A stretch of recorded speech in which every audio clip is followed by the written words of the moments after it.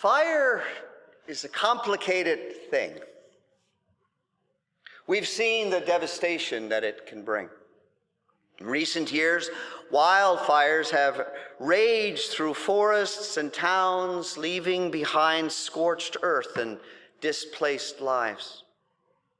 We've watched the skies darken with smoke and felt the helplessness of whole communities forced to flee with only what they can carry. A single spark in the wrong place and at the wrong time can become an unstoppable force of destruction. Some of us know what it means to lose a home in a fire. And many of us have felt other forms of loss that come just as swiftly. Illness, transition, conflict, grief.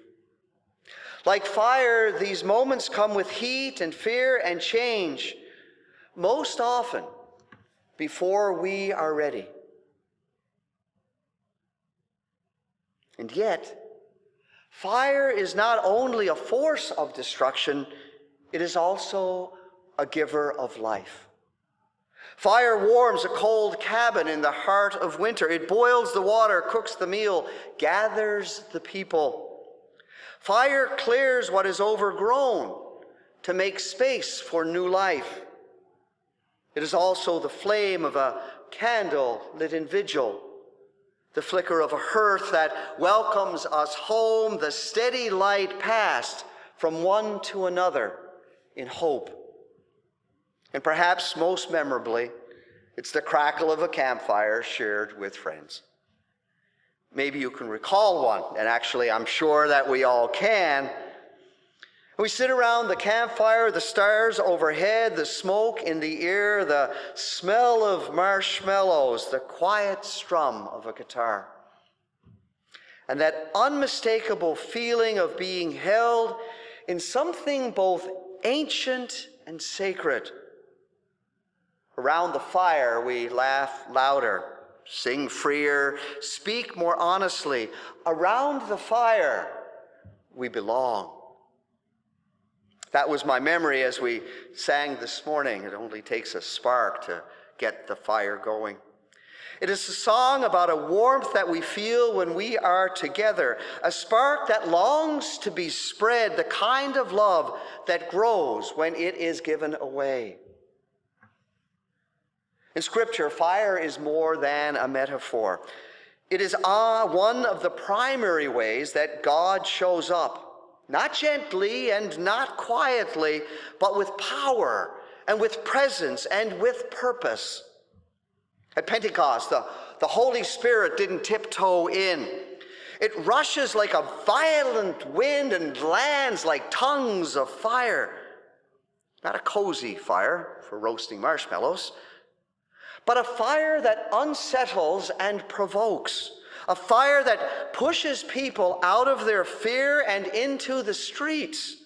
A fire that burns away that which no longer serves, so something new can be born.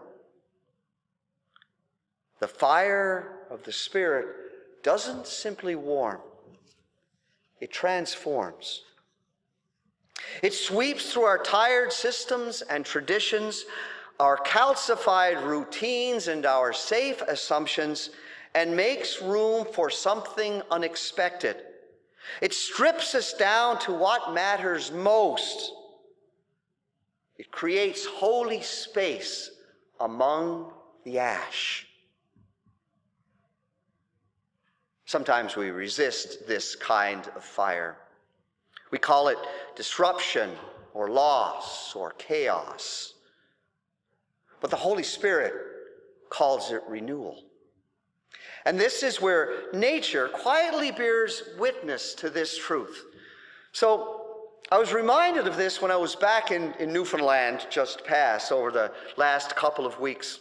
Because when we were young, we'd go picking blueberries. And we learned that the best places to pick were the places where there had been a fire. We learned that in the aftermath of a wildfire, when the landscape is charred and lifeless, something remarkable is happening. The soil, nourished by the ash, begins to wake again. And the first thing to grow back, almost always, is the lowly blueberry bush. Hardy, persistent, sweet. It turns out that some fruit only ripens after the fire. Of course, sometimes the fire doesn't always come from the outside. Sometimes it begins in the very systems that we trusted to keep us warm. At Knox 16, it was the furnace that failed. Quietly, unexpectedly.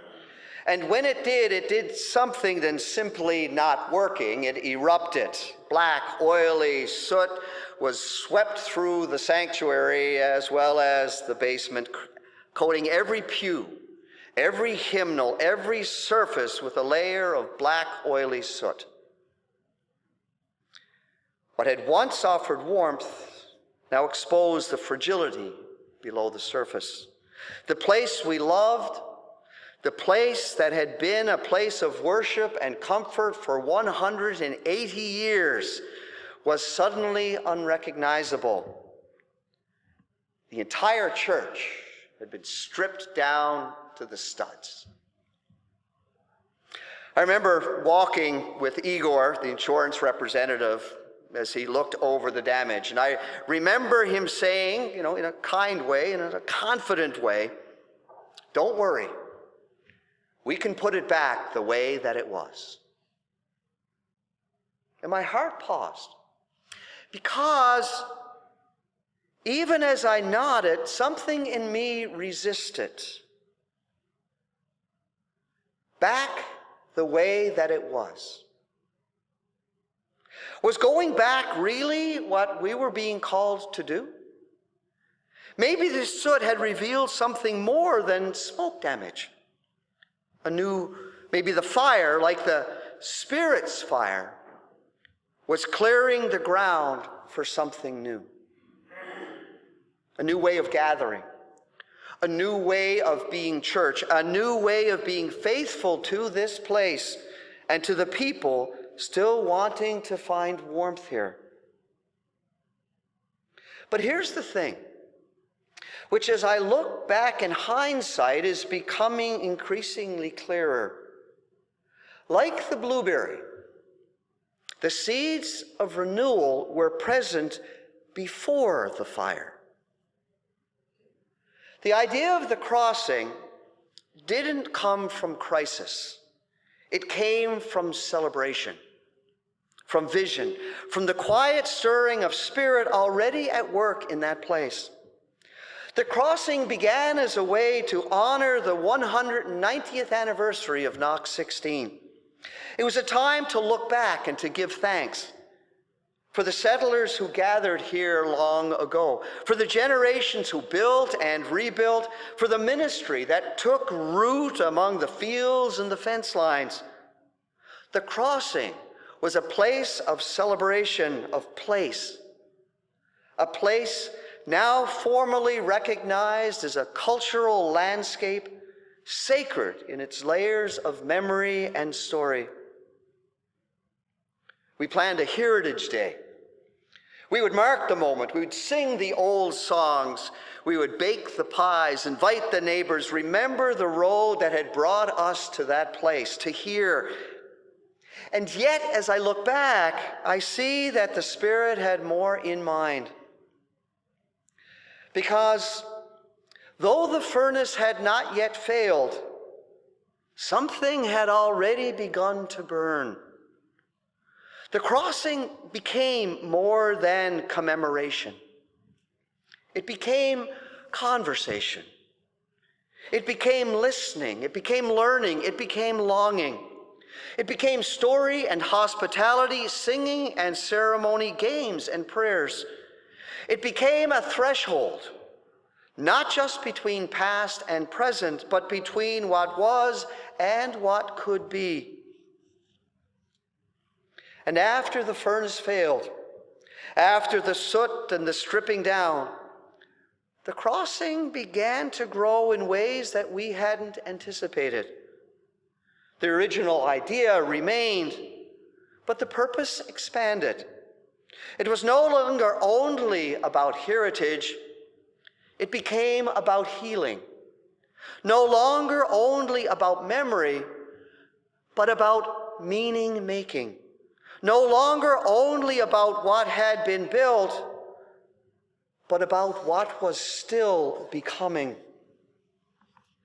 So recently, the steering committee for the crossing, because we're now entering the third year, this will be the third year of crossing this September 20th, we drafted a vision statement, and this is what it reads. The crossing is a space for community gathering that honors the layered histories of this land through story, ceremony, and dialogue. It brings together indigenous, settler, and newcomer communities to engage in truth-telling, cross-cultural learning, and imaginative acts of reconciliation. We celebrate heritage not as nostalgia, but as the ground from which healing, relationship, and shared purpose can grow. This vision emerged because something happens when you hold space for what truly matters. And something even more powerful happens when you make space for who matters. And now we are beginning to see what the fire has uncovered, a deeper call for reconciliation, a wider welcome for the immigrant and the newcomer, a richer understanding of what it means to be the church in this time, in this place, and for these people in our community. The furnace issue did not plant the seed, but it made way for the seed to grow. And like the blueberry after the wildfire, the crossing is thriving, unexpected, sweet, and full of purpose. There are two fires burning now. One is the fire of truth and reconciliation. The other is the fire of radical hospitality. And in the heat of both, I believe that the Spirit is calling us to become something more. We live in a time when truth is no longer polite to avoid. This land carries old stories older than the church, older than the fence lines, older than the written word. It holds sacred memory of presence, of renewal, and of resilience. Thus, to walk in reconciliation is not to visit the past. It is to let us teach us. It is to listen. Really listen to indigenous voices. Voices that speak of trauma and of endurance, of land and kinship, of ceremony and of creator. It is to know that reconciliation is not a destination, but a path, and that we are guests on that path. And still, it is more than a path, it is a fire. Because engaging in the difficult work of reconciliation changes us. It burns away assumptions. It asks us to give up comfort for justice, to trade politeness for truth-telling, to let go of control and walk with humility. And in that burning, something sacred is revealed. Not just in history, but in each one of us. Alongside this fire burns another, connected but distinct, the fire of welcome. As Oakville expands, we are witnessing the arrival of people from every part of the world. Some are fleeing violence, some are seeking opportunity, some are simply following hope. And the question is, what kind of fire will they find here?